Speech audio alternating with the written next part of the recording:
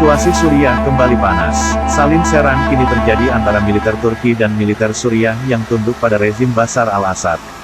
Bahkan pada Senin, tanggal 3 Februari tahun 2020, perang tak terelakkan di wilayah barat Laut Idlib. Pasukan Assad menyerang Turki dan menewaskan 4 orang, sedangkan pasukan Erdogan menyerang Suriah dan menewaskan 6 orang.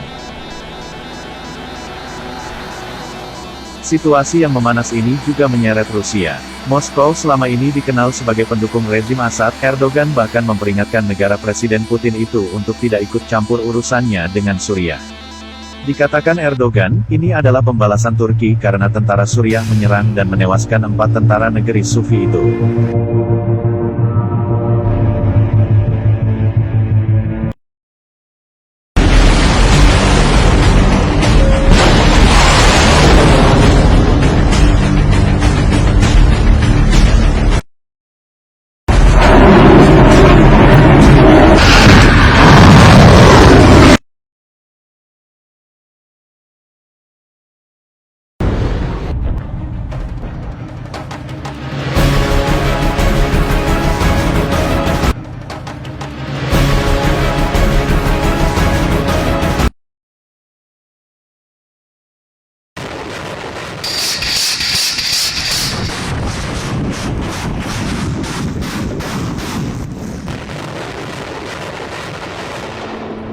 Saya ingin mengatakan ini, terutama ke pemerintah Rusia, kata Erdogan sebagaimana dikutip dari AFP.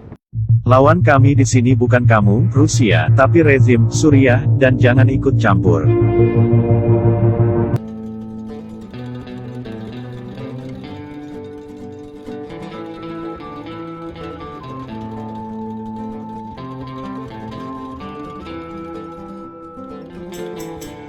Persoalan Suriah bukan hal baru. Masalah keduanya sudah terjadi sejak 2011. Dua faksi berseteru di wilayah itu, di mana pemerintahan Assad yang didukung Rusia, sedangkan rezim anti-Assad didukung Turki dan Arab Saudi.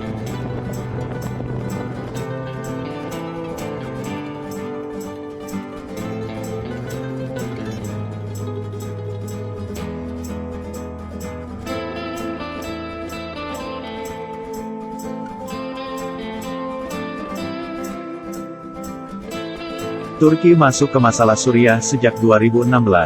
Saat itu Erdogan mengklaim pemerintahan Assad sudah sangat meresahkan dan membuat rakyat Suriah menderita.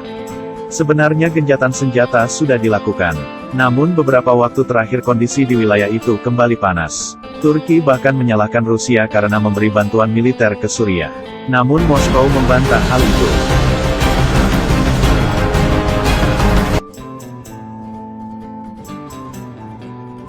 Presiden Turki Recep Tayyip Erdogan mengancam pemerintah Suriah bakal membayar mahal jika tentaranya sampai diserang.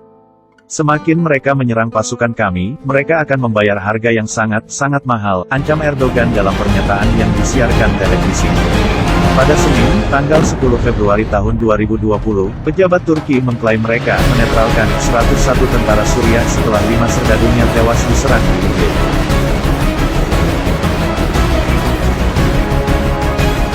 Damaskus, yang disokong Rusia, melancarkan operasi militer untuk merebut Idlib, wilayah terakhir yang dikuasai pemberontak sejak Desember tahun 2019. Dilansir AFP Selasa, tanggal 11 Februari tahun 2020, ratusan warga sipil tewas dan ratusan ribu lainnya mengungsi di tengah upaya pasukan pemerintah merebut kota demi kota.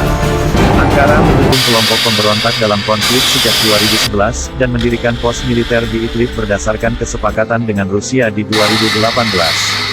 Dalam keterangan ofisial Ankara, setidaknya ada 3 pos.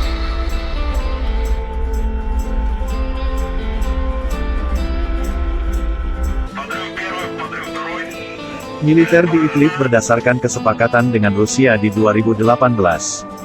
Dalam keterangan ofisial Ankara, setidaknya ada 3 pos pemantauan, begitu sebutan mereka, telah dikelilingi tentara Bashar al-Assad. Erdogan pun melontarkan ancaman agar militer rezim Assad menarik diri dari wilayah mereka paling lambat hingga akhir Februari ini. Mantan wali kota Istanbul itu mengatakan Damaskus sudah mendapat apa yang mereka inginkan di Idlib. Namun bagi Assad ternyata itu belum cukup.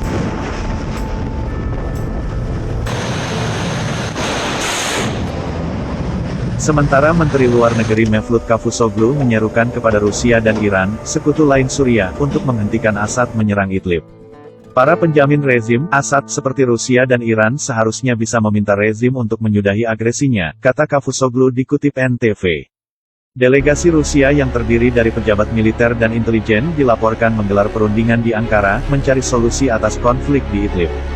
Namun hingga saat ini, belum ada langkah konkret, Cavusoglu menyatakan.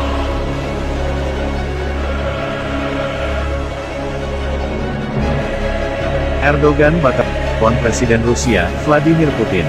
Sementara itu, utusan khusus Amerika Serikat AS untuk Suriah, James Jeffrey, dikabarkan bakal mengunjungi Turki pada Rabu, tanggal 12 Februari tahun 2020. Washington memutuskan mendukung pemerintahan Erdogan setelah Damaskus menembaki pasukan mereka pada pekan lalu.